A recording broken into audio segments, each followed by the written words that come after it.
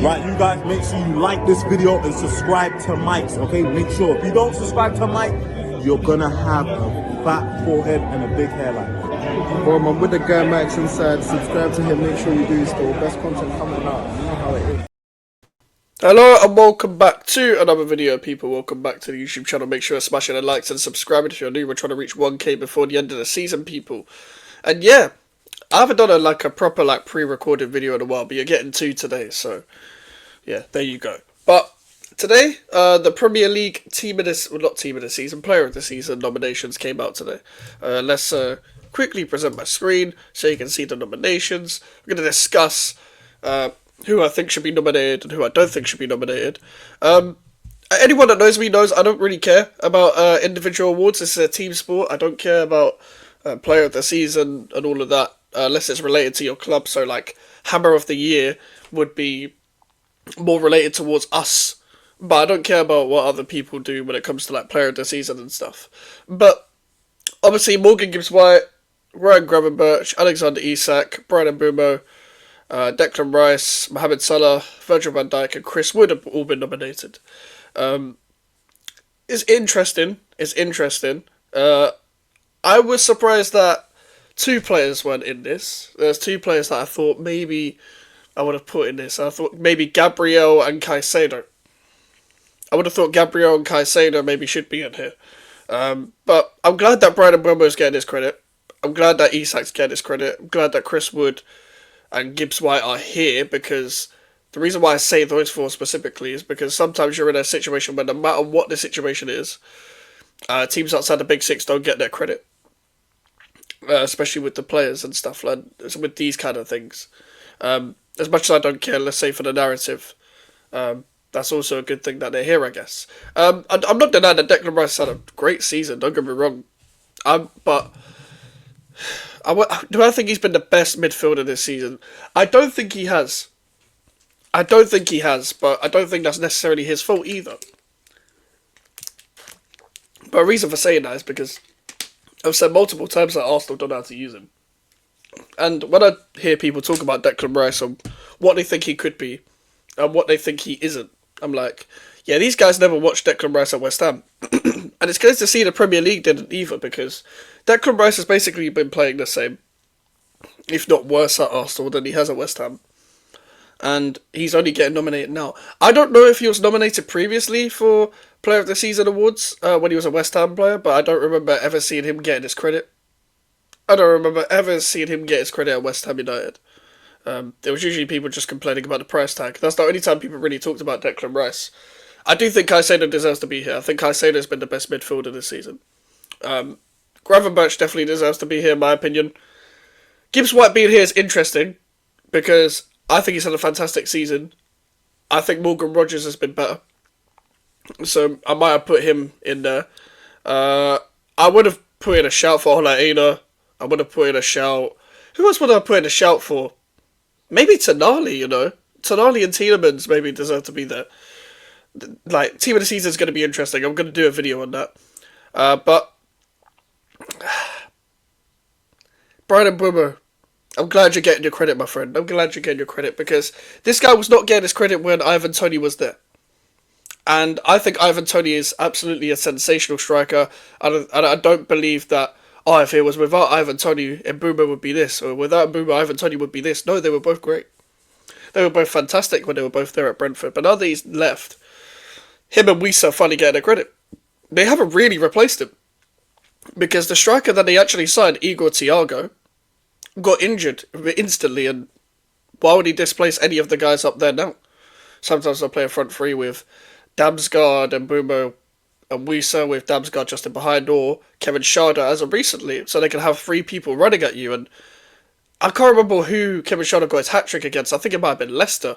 But I think ever since then, he's had an upturn in form, because I think a lot of Brentford fans were very confused on why he was starting a game. Obviously, Virgil van Dijk and Mohamed Salah are like staples. Staples?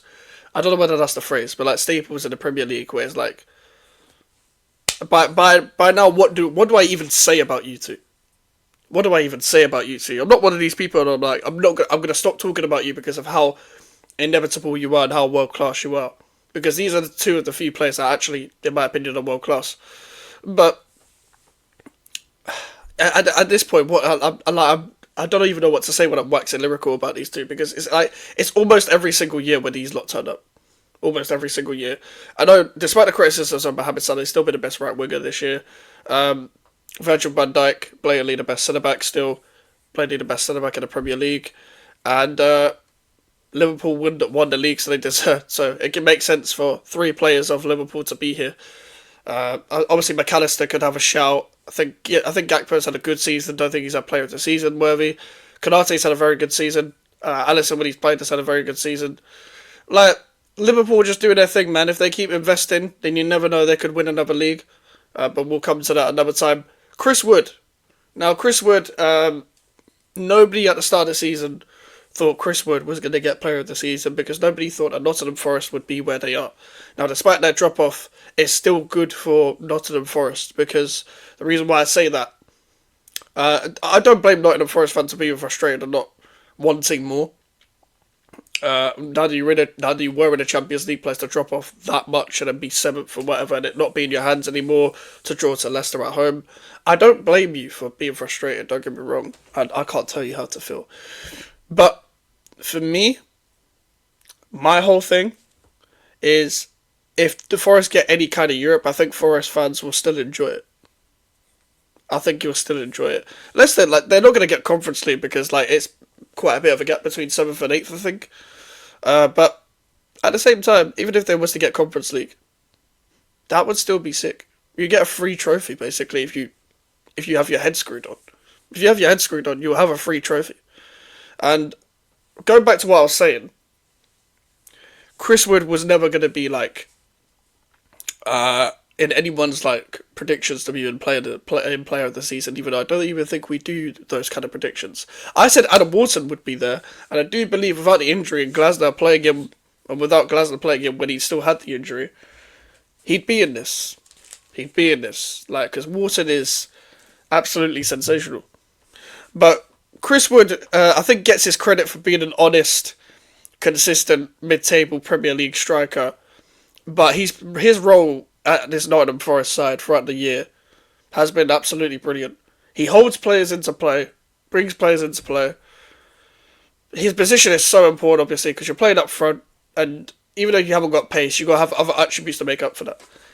He does lead from the line when they do press, because they don't sit back all the time. He does track back when he needs to, because this is Nuno we're talking about here. He does drop deep when he needs to. He does get in the box at the right spaces at the right time. Always scores in the right moments. You can't really fault him. For that much. So, very honest, hard-working player, etc. And Alexander Isak. He had a little bit, and I mean a little bit, of bad form when he was playing against Bournemouth or whatever, and Huijsen and Zabani did a job on him. But other than that, he's done really well. He's done really well this season. He's been a fantastic striker. Whether you want to say Isak or Chris Wood's been the best striker this season, you could probably say either. But he's so important to that Newcastle side. I don't think he's going anywhere, by the way. I don't think he's going anywhere. And I've maintained that for a very, very long time. The reason why I've maintained that for a very long time is because with Isak, he's tied up to Newcastle for a few years. They're not going to pay the price that you want. And Newcastle are about to finish in a Champions League spot again. Isak and Gimaresh and Tonali, they're going nowhere, man. They're going nowhere. Once Newcastle can spend, that's a scary team. Not gonna lie. Get another centre back in for depth or to start over Fabian Schär, but that can also cover, Sven Botman when he's injured. Ideally, a Mark Gay, because he can play left and right centre back. Get another right back, in my opinion, because Livramento might leave, but also Trippier's getting on a bit, and maybe get a right winger.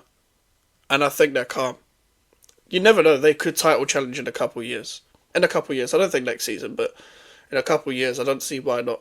They've got all the right, elements to challenge for a team. So, that's in my opinion. Who do I think should get player of the season? Out of all those players, I'd say Van Dijk. Out of all those players, I'd say Van Dijk. But like low key, I think Caicedo should be up there. I think if Caicedo was in the team that won the league, he'd definitely get it. But I don't know how Caicedo hasn't been nominated, if I'm being 100% honest. He's been probably the best midfielder this season, in my opinion. Make sure to leave a like on the video. Make sure to subscribe if you're new. Social medias are in the description if you want to follow me. The email for the inquiries. So we're trying to reach 1K before the end of the season. We're like 10 days before the season ends. So if we can get 57, 58, 59, whatever subs it is, before the end of the season, that would be sick. So take care, people. Peace.